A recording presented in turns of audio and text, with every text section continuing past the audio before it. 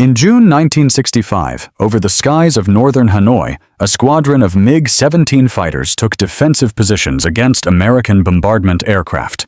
Pilot Nguyen Van Kock sharply turned his aircraft in response to a radio warning in his headset. "American F-4s approaching. Be ready."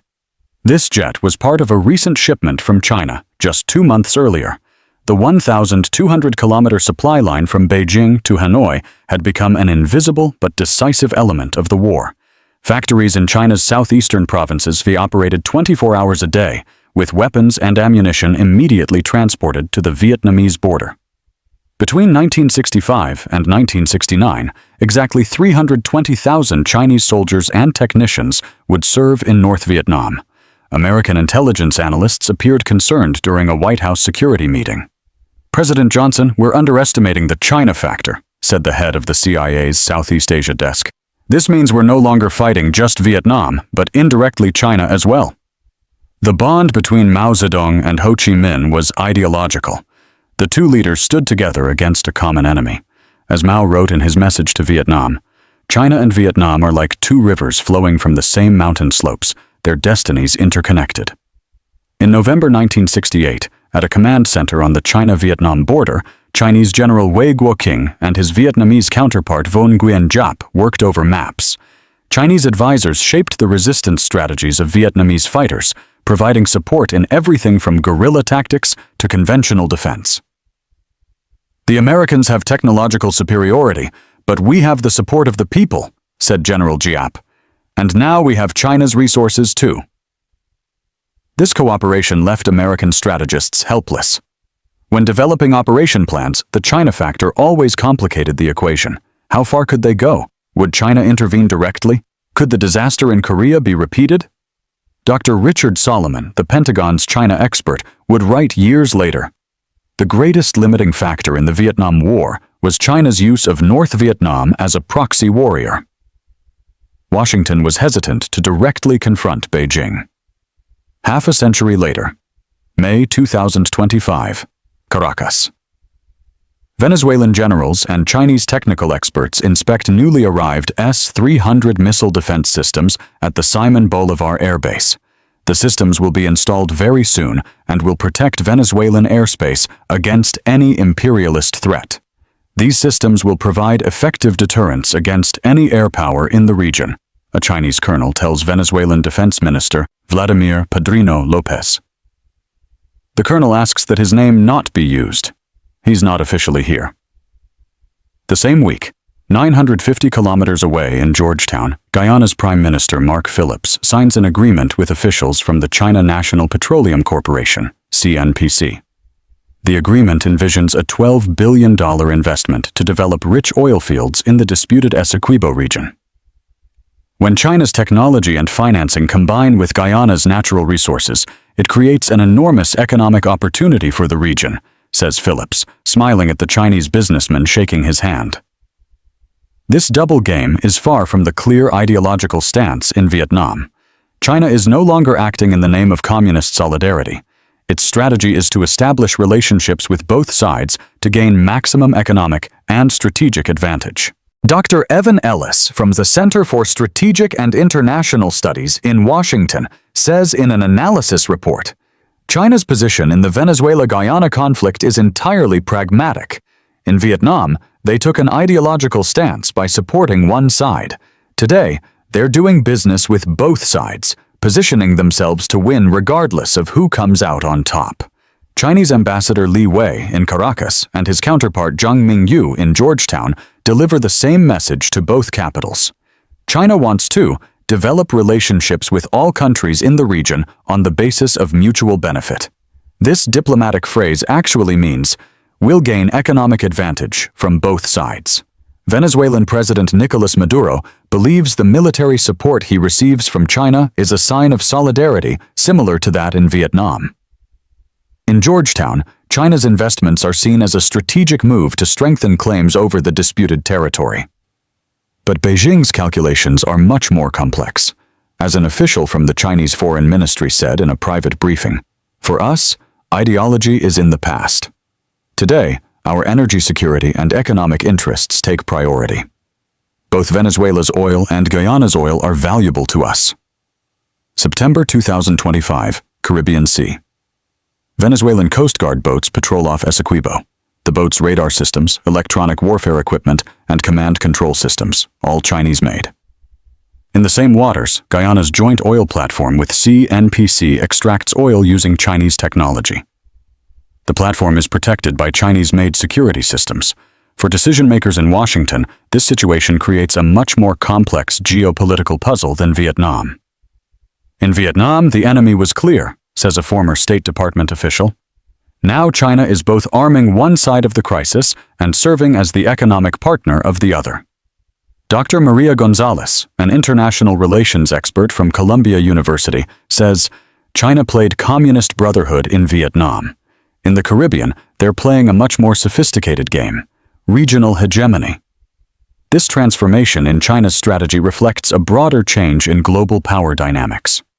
China, once an ideological proxy warrior in Vietnam, has transformed into a superpower that prioritizes its global economic and strategic interests above all else.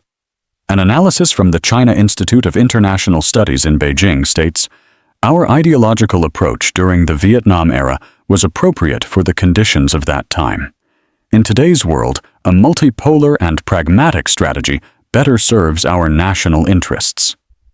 This pragmatism is very different from the open side-taking policy in Vietnam. Mao spoke of brotherhood solidarity in his message to Ho Chi Minh. Today, Xi Jinping sends messages of mutually beneficial cooperation to both Maduro and Phillips. December 2025, New York. The Venezuela-Guyana dispute is being discussed at the UN General Assembly. China's representative takes the podium and makes a surprising speech. China believes the sovereignty and territorial integrity of both countries should be respected. We support resolving the issue through peaceful means. This neutral position shows how far China has moved from its definitive stance in Vietnam. Beijing now tries to maximize its gains by maintaining relationships with both sides, rather than supporting just one. Dr. Thomas Peterson, a strategic studies expert from Georgetown University, says, China was looking for an ideological partner in Vietnam. In the Caribbean, they're seeking strategic depth and energy security. This strategic shift reflects not just China's transformation, but also that of the world order. The Cold War logic of Vietnam has given way to a much more complex global competition. The China that sent MiG jets to Ho Chi Minh is now selling missile systems to Venezuela while taking a share of Guyana's oil. The pragmatism of global capitalism has replaced communist brotherhood in Vietnam.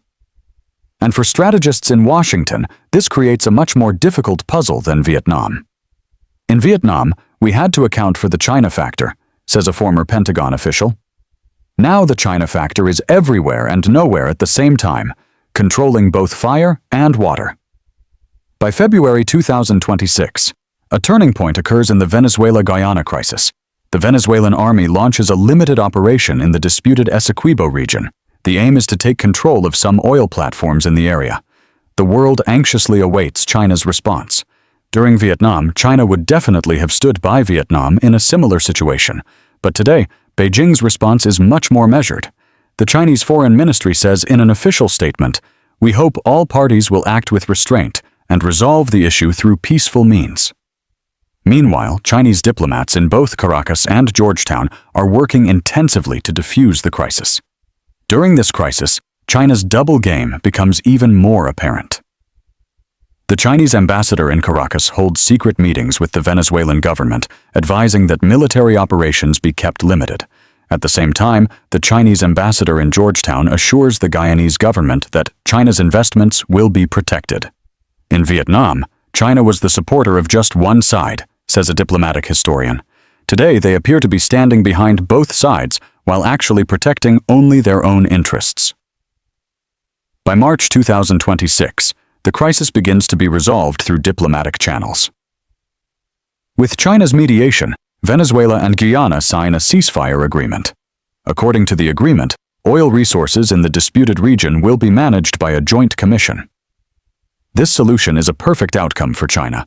they will continue to receive payment for weapons sold to Venezuela while protecting their oil investments in Guyana. In Vietnam, China was pursuing an ideological victory, says an economic analyst. In the Caribbean, they've achieved an economic and strategic victory. In April 2026, at the first meeting of the newly formed Joint Commission, representatives from both Venezuela and Guyana invite China as a neutral technical advisor.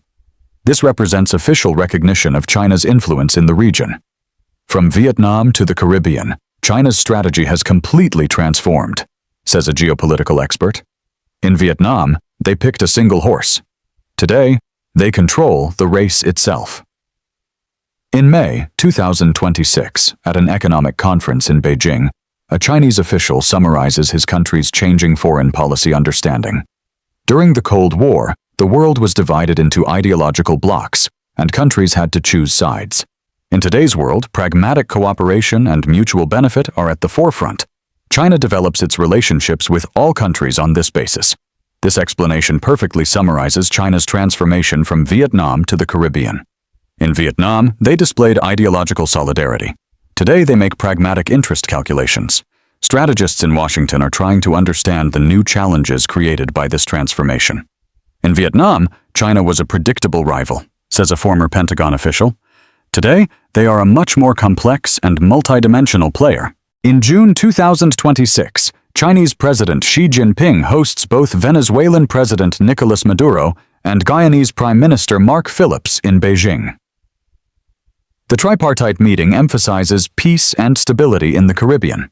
This meeting becomes a symbol of China's new global role. In the Vietnam era, China was a member of the anti-imperialist front. Today, it is a global mediator and economic power. From Vietnam to the Caribbean, China's transformation also reflects the change in world order, says an international relations expert. We no longer live in an ideological world, but a world order dominated by interests and pragmatism. In September 2026, a joint oil platform opens as the first fruit of the new agreement between Venezuela and Guyana. China provides the financing, supplies the technology, and receives a large portion of the extracted oil. In Vietnam, China opened a front against America, says an energy analyst. In the Caribbean, they've established an energy corridor. In December 2026, the success of the Venezuela-Guyana agreement is highlighted as an example at the United Nations General Assembly. China's mediation is praised. But behind the scenes, both Venezuela and Guyana have become more economically and strategically dependent on China than ever before. In Vietnam, China was looking for an ideological ally, says a diplomatic historian. In the Caribbean, they've created two economic dependents. In early 2027, strategic analysts in Washington make a new assessment of China's changing role. The report states, during the Vietnam era, China was an ideological rival, and its strategies were predictable within this framework. Today, China acts as a multidimensional superpower, and its strategies are much more complex and difficult to predict. This assessment serves as a summary of China's transformation from Vietnam to the Caribbean. In Vietnam, China followed an ideology-based foreign policy. For Mao, supporting Ho Chi Minh was an ideological necessity. Today, Xi Jinping prioritizes economic and strategic interests over ideology by supporting both Venezuela and Guyana. In April 2027, at an economic forum in Caracas, a Venezuelan official says, "China is our most reliable friend and strategic partner." The same week, at an energy conference in Georgetown, a Guyanese official says similar words. China is an indispensable partner in our development journey. These two statements demonstrate the success of China's new strategy. Both Venezuela and Guyana see China as their closest partner. In Vietnam, China stood by only one side. Today, it has successfully drawn both sides into its orbit. China's Caribbean strategy is much more successful than in Vietnam, says a geopolitical expert. In Vietnam, they gained an ally. In the Caribbean, they've gained a region. In May 2027, a Chinese Navy frigate visits both Venezuelan and Guyanese ports as part of a goodwill visit. This is the first concrete indicator of China's military presence in the region. During the Vietnam War, China was concerned about the presence of the American Seventh Fleet in the South China Sea, says a naval strategy expert. Today, the Chinese Navy is patrolling America's backyard. This development symbolizes China's rise as a global power. During the Vietnam era, China focused on defending its own region. Today, the Chinese military displays presence in all oceans as a global naval power. In June 2027, at a congressional session in Washington, a senator asks this question. Understanding China's role in Vietnam was difficult. Why is understanding its role in the Caribbean even more difficult today?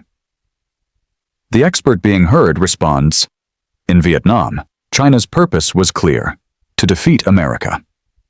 Today in the Caribbean, China's purpose is much more complex, to establish relationships with both Venezuela and Guyana, gain access to energy resources in the region, balance American influence, and enhance its prestige as a global power.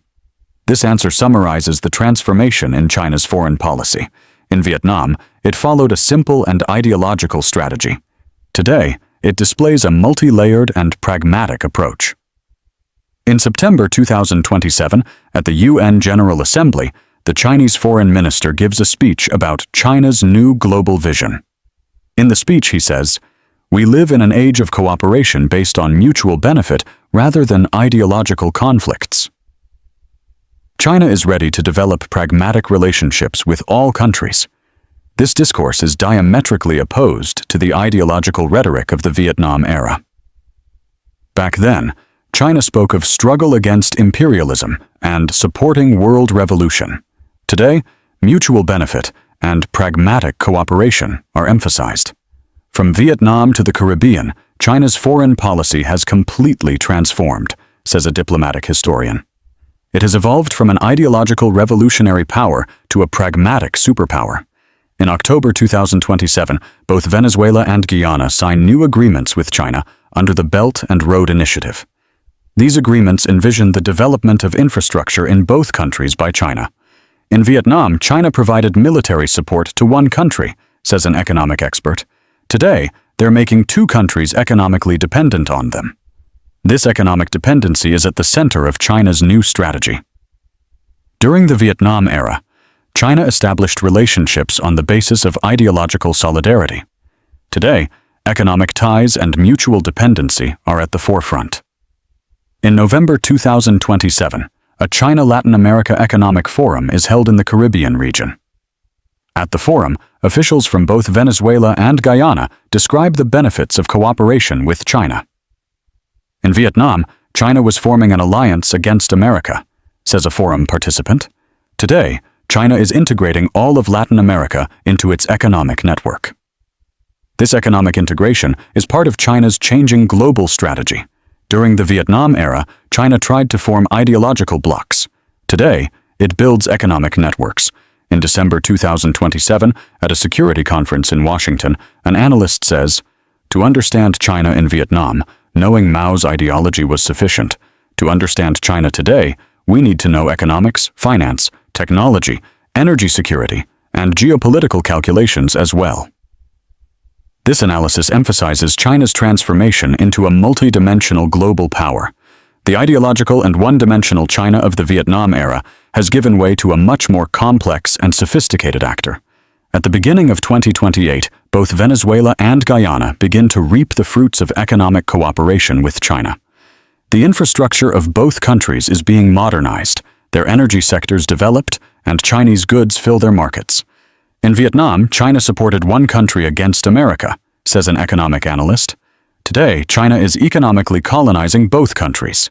This economic influence is the most significant result of China's new strategy. Military support in Vietnam has given way to a strategy of creating economic dependency. In March 2028, Confucius Institutes open in both Caracas and Georgetown. These institutions are designed to spread Chinese language, culture, and values. In Vietnam, China tried to spread communist ideology, says a cultural diplomacy expert.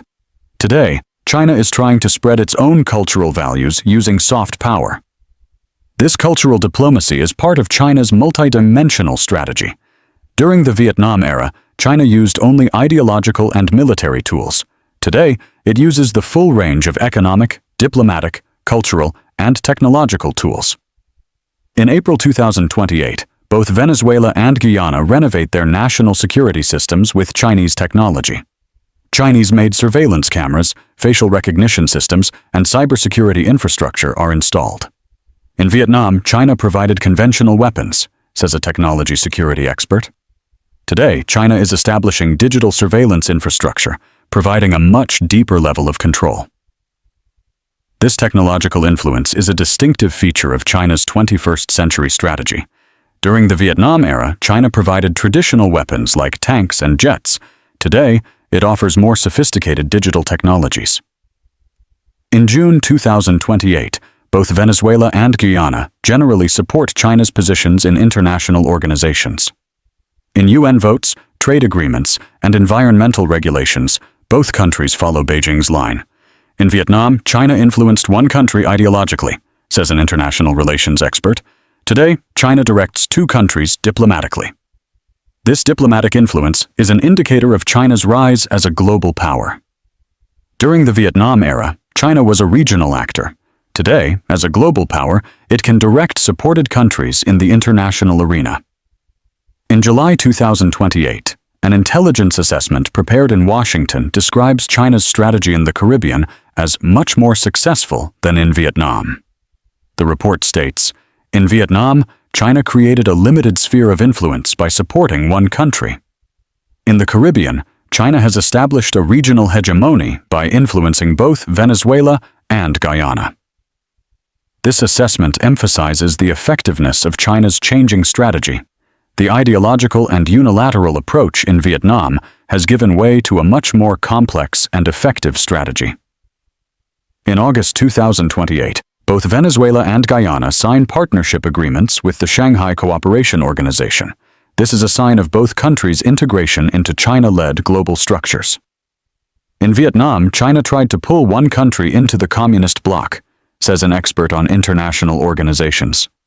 Today, China is integrating two countries into its own alternative global order. This integration is part of China's global vision. During the Vietnam era, China was a member of the Soviet-led socialist bloc. Today, China is creating an alternative global order under its own leadership. In September 2028, both Venezuela and Guyana sign agreements linking their national currencies to the Chinese yuan. This means the financial systems of both countries are tied to the Chinese economy. In Vietnam, China supported one country militarily, says a finance expert. Today, China is binding two countries to itself financially. This financial integration is one of the strongest aspects of China's new strategy. During the Vietnam era, China's financial influence was very limited. Today, as a global financial power, China can economically bind countries it supports.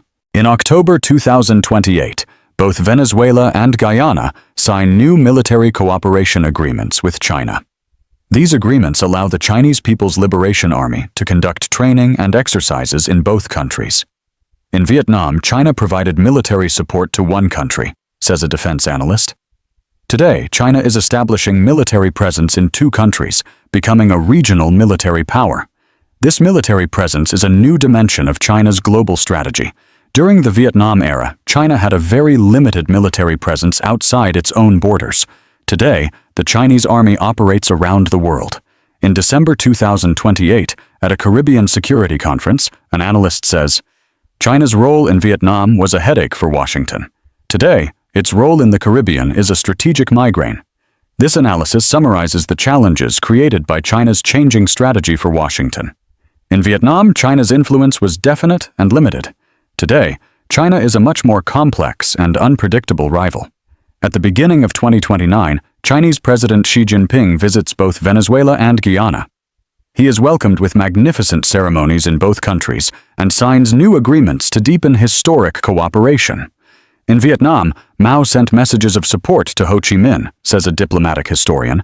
Today, Xi Jinping is welcomed with red carpets in both Caracas and Georgetown. This diplomatic image is a symbol of China's changing global role. During the Vietnam era, China was a member of the anti-imperialist front. Today, China is respected worldwide as a global superpower. In April 2029, a report prepared by a think tank in Washington states, China's Caribbean strategy is much more successful than in Vietnam because it is much less ideological and much more pragmatic. The report continues, in Vietnam, China ignored practical interests for the sake of ideology. Today, China adapts its ideology to its practical interests. This analysis summarizes the fundamental change in China's foreign policy. During the Vietnam era, ideology determined foreign policy. Today, pragmatic interests are at the forefront. In July 2029, both Venezuela and Guyana sign comprehensive strategic partnership agreements with China. These agreements elevate both countries' relationships with China to the highest level. In Vietnam, China established a relationship with a brother country, says a diplomacy expert. Today, China is elevating its relationships with two strategic partners to the highest level. These diplomatic terms reflect the change in China's foreign policy. During the Vietnam era, ideological concepts like brotherhood and solidarity were used. Today, pragmatic terms like strategic partnership and mutual benefit are at the forefront. In October 2029, at a congressional session in Washington, a senator says, "In Vietnam, it was easy to predict what China would do. They would always support Hanoi. Today, it's much more difficult to predict what they'll do in the Caribbean. They will always look after their own interests, but these interests are much more complex and multidimensional." This observation summarizes the challenge created by China's changing strategy. In Vietnam, China's strategy was simple and predictable. Today, it is much more complex and difficult to predict. In December 2029, both Venezuela and Guyana announced they are joining China's Global Security Initiative. This initiative is part of an effort to create a new global security architecture under Chinese leadership. In Vietnam, China tried to integrate one country into an ideological bloc, says a security expert. Today, China is including two countries in an alternative security system of its own creation. This security integration is part of China's global vision. During the Vietnam era, China was part of an ideological bloc. Today, China is creating an alternative global order under its own leadership. At the beginning of 2030, a comprehensive strategic assessment prepared in Washington bears the title From Vietnam to the Caribbean, China's Changing Foreign Policy. The report concludes, during the Vietnam era, China was an ideological actor and its strategies were shaped within this framework. Today, China acts as a multidimensional superpower and its strategies are much more complex, sophisticated, and difficult to predict. In Vietnam, China created a limited sphere of influence by supporting one side. In the Caribbean, it has established a much wider and deeper sphere of influence by establishing relationships with both Venezuela and Guyana. This assessment serves as a comprehensive analysis of China's strategic transformation from Vietnam to the Caribbean. China has transformed from an ideological actor to a pragmatic superpower, from a regional power to a global player, from a unilateral supporter to a multidimensional strategist. China's strategic transformation from Vietnam to the Caribbean is actually a reflection of the change in world order, says an international relations expert.